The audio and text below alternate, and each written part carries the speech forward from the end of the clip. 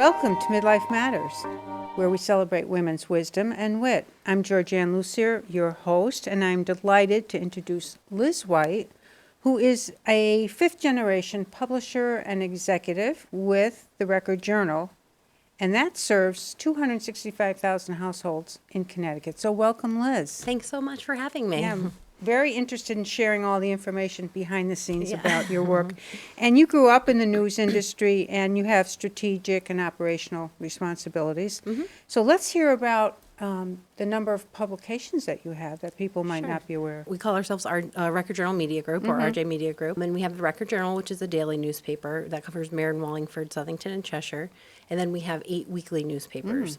So with that combination, we're covering 100% of the households in 9 towns on a daily or weekly basis, depending on the products. Okay. And then we have 2 websites and a digital agency as well. Right. Yep. Wonderful. Yeah. I came to learn through speaking with you that there's an organization called Next Generation of Family Owners. So it seems like there's a rich tradition Yeah. of families owning newspapers and related media groups. And so what insights do you get from your peers from Yeah. belonging to that group? I'm a 5th-generation family owner, Okay. and that's common in the newspaper Wow. industry. So think about that. I mean, if you think about family-owned businesses Right. across the country, I don't have the exact statistics, but making it to the 2nd or 3rd generation in any family business is very rare.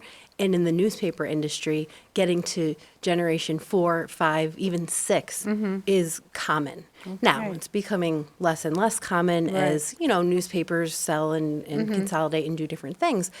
What has been so special to me over my whole career, and actually even before I formally started my career, was I started going to newspaper conferences when I was a teenager with my dad. There's a special group called the Inland Family Newspaper Owners Conference. Okay. So that sounds like very specific, and it is, but there's people from all across the country who are family newspaper owners who get together, and I started going to that when I was 18 years old. So I've known a lot of the people that in that for over 20 years. It's been wonderful throughout that whole history, but also these are people to this day that I still talk to daily.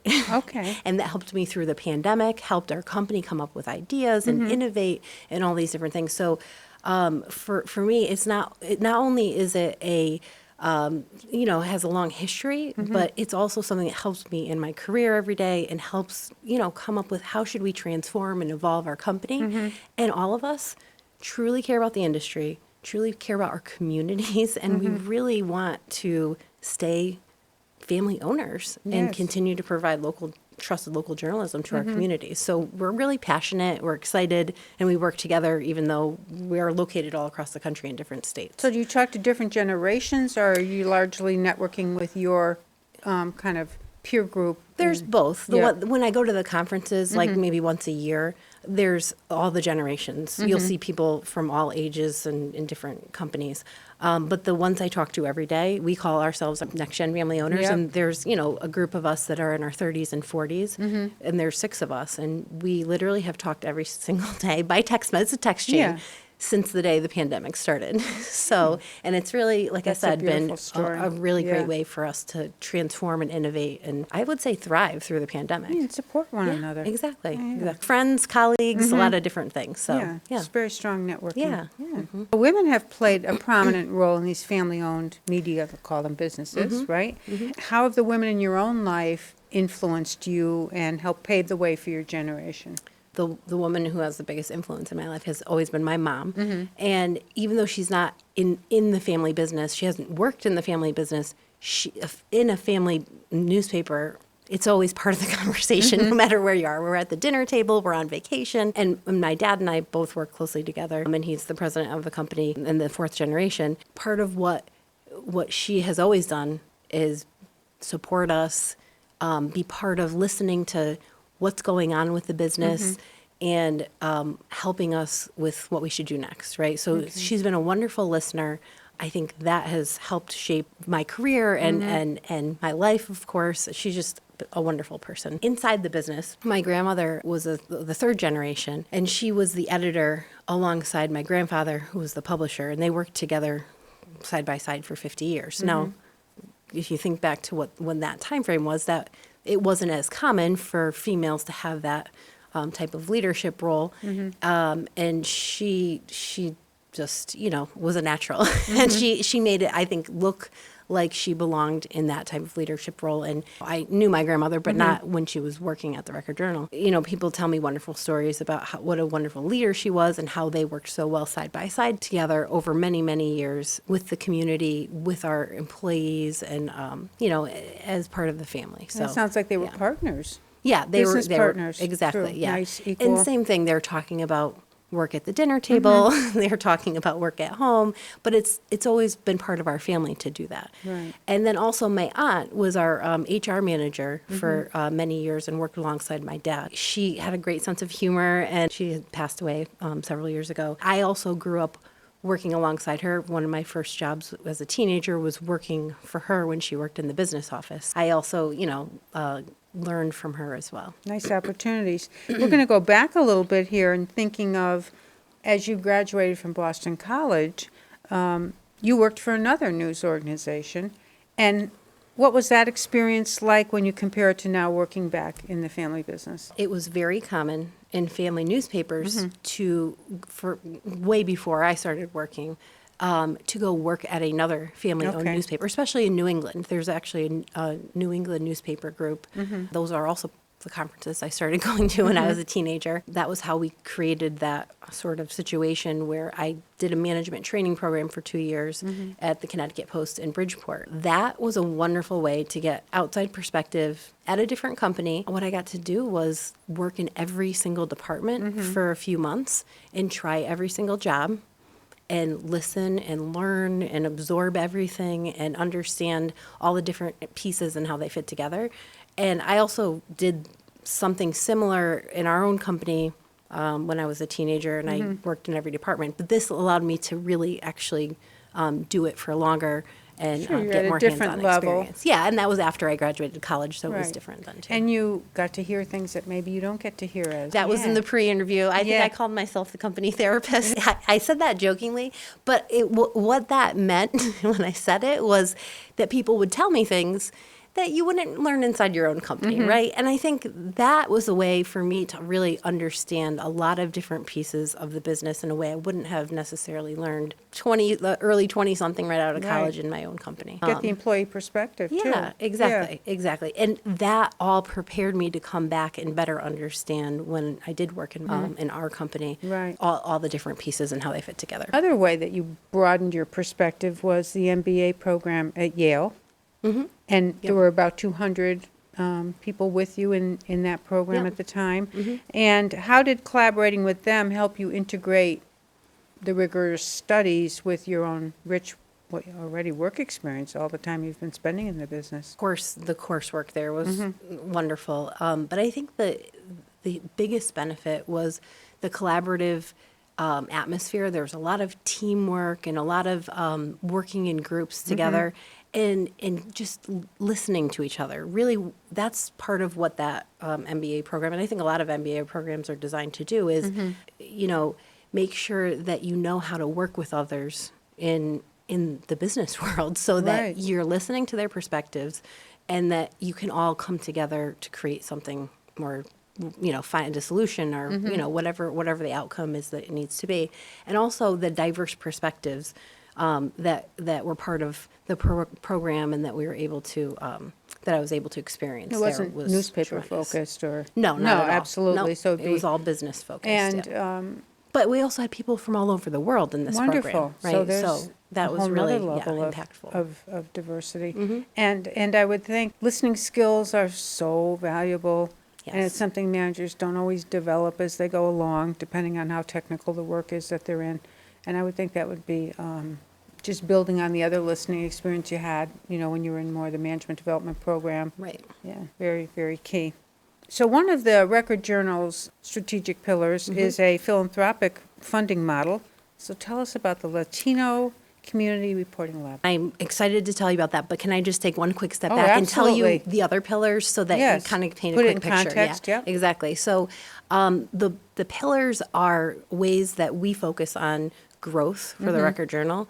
The whole point of focusing on growth is to build new sustainable business models so that we can continue to provide trusted local journalism into the Right. future, right? Everybody, I think, is aware that, the newspaper industry and the business models to support it have dramatically changed over the last, 10, 20, 30 years, which is challenging. Right. But I think every industry is experiencing Well, lots of vulnerable challenges. to Right. it, certainly. Yeah. Exactly. The thing that's so exciting, though, and that also goes back to the Next Gen family group I mentioned, and also all the creative and innovative people we have working at the Record Journal, is this is an exciting time that we get to innovate, build new things, evolve, transform. So what we've done is focus on strategic pillars that we think are the best ways to innovate and grow and find new revenue streams to support journalism. The other pillars are digital subscriptions, events, like live events, like our Reader's Choice event, owned and operated revenue, which is a revenue around our content, and then home-based digital, which is our digital agency. And then we just added the fifth pillar in 2020 for philanthropic funding for journalism. And that is a long, complicated thing to explain. What it really is it's one piece of the puzzle, not the only way, but one piece of how to help support journalism going forward. So that can mean donor contributions, like individual contributions, but it can also mean community foundations and other ways of support through philanthropic funding. The Latino Communities Reporting Lab is supported through philanthropic funding and sponsorships in combination. We launched a year ago this coming Monday, so we're coming Okay. up on the lab's 1 year, 1 year great. anniversary. But leading up to that, we did a 5-month listening tour, and the community told us what they wanted. That's how we developed the mission, which is to amplify the voices of our local Latino communities. Okay. So the listening tour was 82 individual listening conversations, 4 focus groups, and 51 survey responses, and we had all kinds of wonderful people in our community giving us feedback. Maria Campos Harlow is one of the people. She was on your show recently.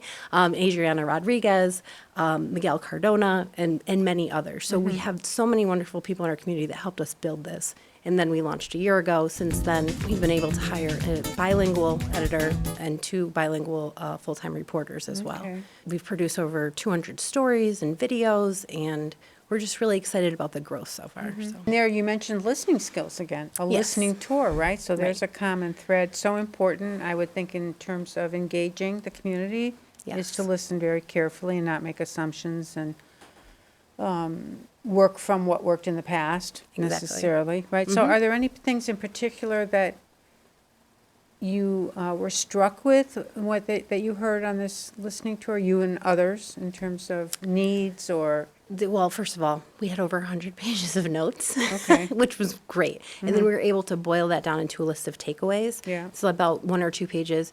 And that is what we use every day to guide our news coverage. Okay. And I'm happy to share that, list of takeaways with anyone who's interested in seeing it. I could touch on a lot of things, but we actually created a 3-part mission statement to make sure that we were addressing all the different pieces that we heard in the takeaways. So to amplify the voices of our local Latino communities, the overarching mission statement, but to provide trusted local news is one piece, to shine a light on inequities is the second piece, and to share success stories to Nice. inspire youth is the third piece.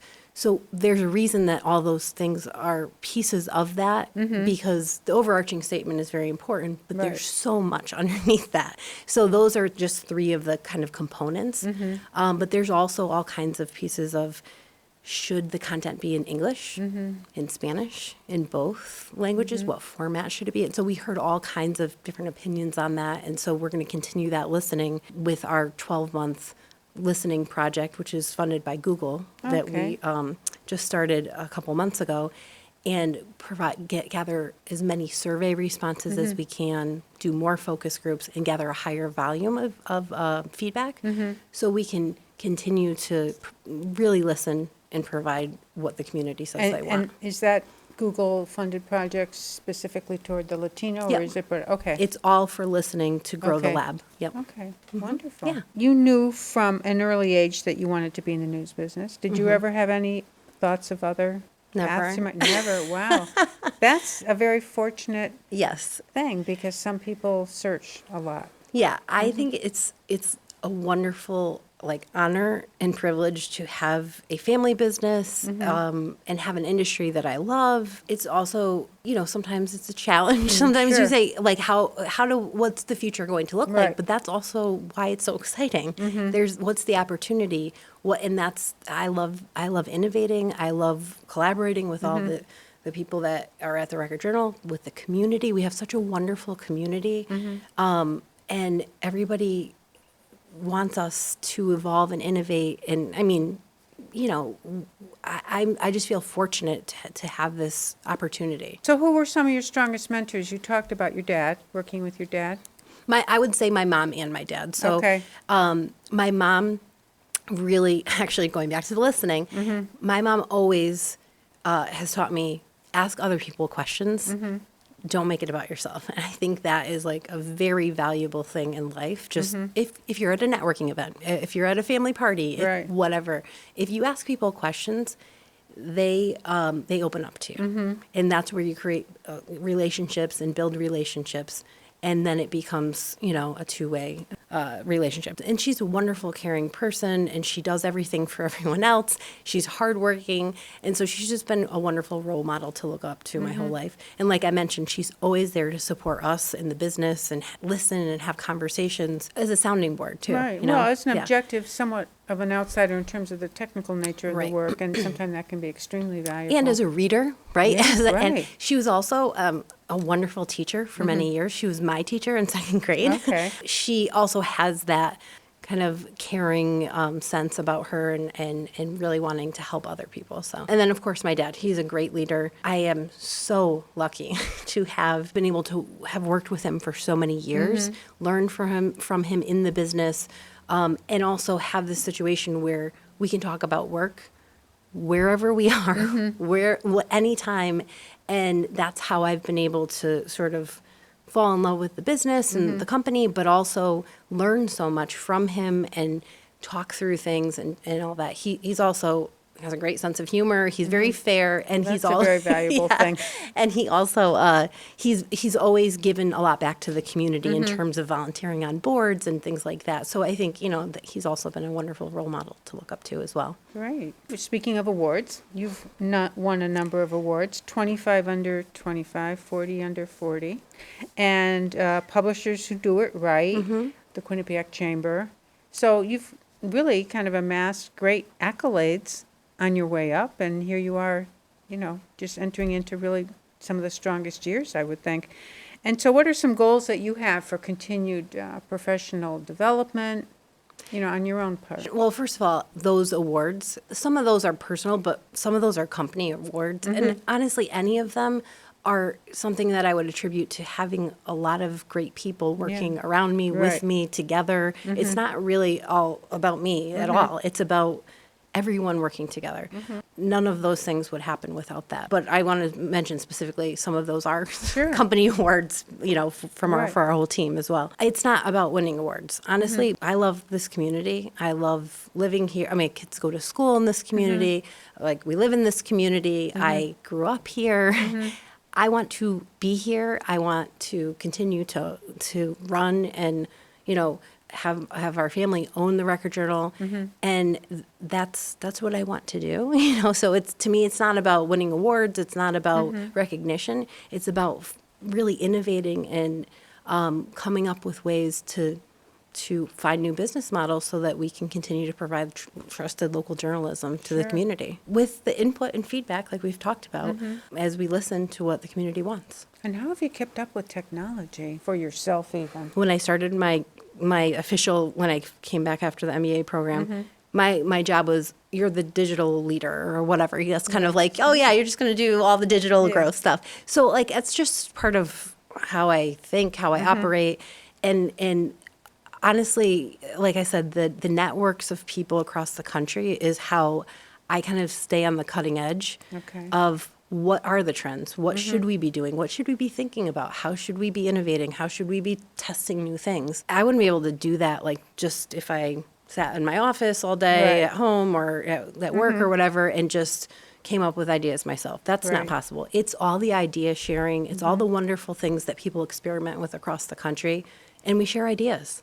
when we do something cool, we share it. When they do something cool, they share it. And then we try it or we tweak it and we, adjust it for our market. So, And I would think with the tight relationship you have with your gang of 6 or whatever, people must feel comfortable with sharing some things that didn't work for them as well, of course, right? yeah. So, You have to. And also, that's how you learn. When things, and I'll say something later about failure, but failures are how you grow and how you succeed later, right?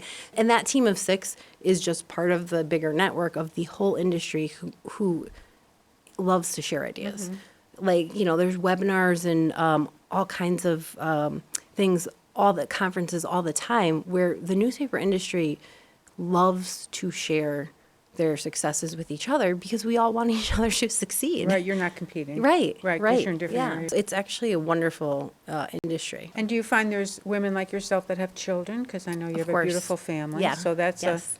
a set of complexities that, needs to Yeah. be dealt with on a regular basis. Yeah, I have two sons, 6 and 8 years old, Noah and Jackson, and I'm married, and my husband's name is Mike. It's a balance. Everybody has things that they have to balance Right. in life, right? And you figure it out as you go. Okay. You have people say it takes a village. Like my parents live a couple miles away, and they help us all the time. And we have babysitters or family members.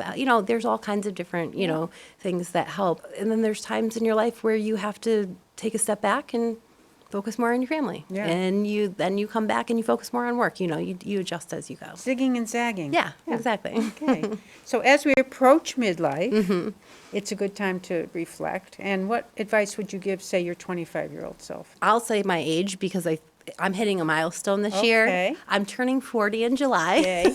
So I hope that's not exactly midlife, but we'll It's the call start. it. It's just you're Yes. getting into, you're not the right out of college person Exactly, anymore. exactly. Okay, that's And I another way do to think feel of like it. I'm hitting that new phase where I Sure. could give advice maybe, Yeah. right? So what advice would you give your 25-year-old self? Speaking of that work-life balance, I actually went through a training program or like a leadership academy for women last spring.